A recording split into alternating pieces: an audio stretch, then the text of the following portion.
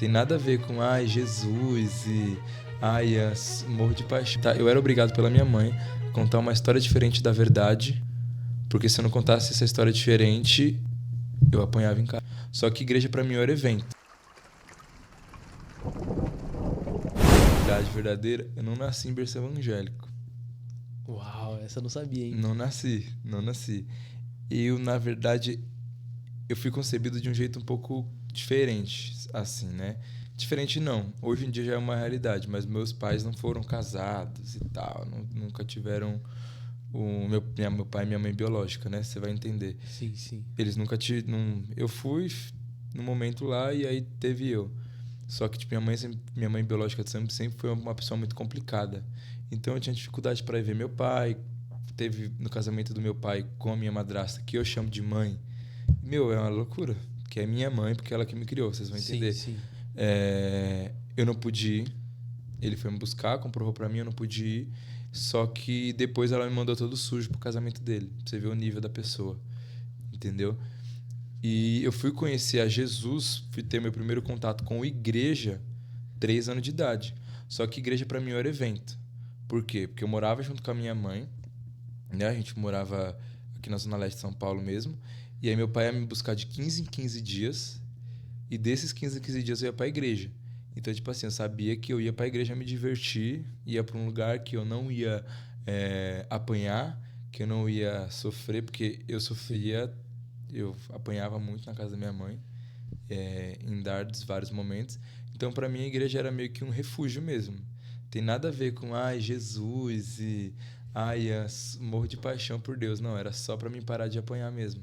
Então, eu ia pra igreja e perguntava, pai, hoje tem culto? Tem. Se não tivesse culto, às vezes era até melhor, porque aí eu não ia pra igreja, mas eu tava em um lar de paz, né? Que era o lar do meu pai, juntamente com a minha madrasta, que é minha mãe. Caramba, Eu cara. tenho que falar Surreal, madrasta né? e mãe porque eu tô falando da história da mãe biológica, então Sim, tem que sim. entender. Mas eu falo que minha madrasta é minha mãe porque foi ela que me criou.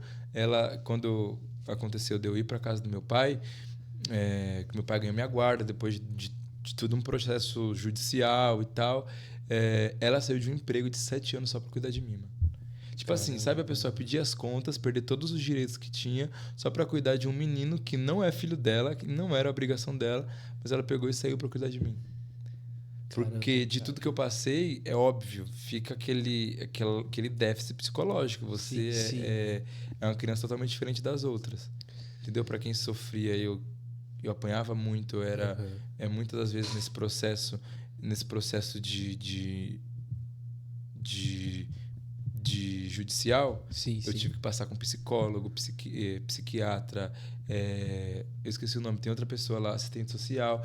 E essas pessoas, tipo, meu, cada um quando eu tinha que contar, eu era obrigado pela minha mãe a contar uma história diferente da verdade, porque se eu não contasse essa história diferente, eu apanhava em casa. Mas você contava a verdade ou a história Eu mesmo? meti o louco, mano. Eu enchia uma linguiça monstra, eu meti o louco.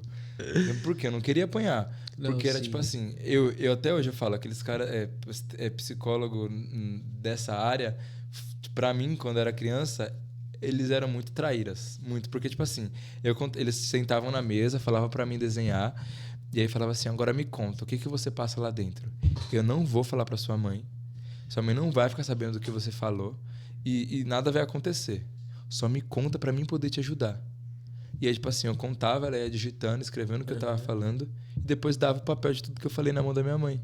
Ah, eu chegava em casa, tomava um pau, era sentada pra todo lado, e aí na próxima vez que eu fosse, tipo, invertia toda a história. Até eu criar coragem pra falar assim, para falar assim, vou falar a verdade, mano, demorou muito.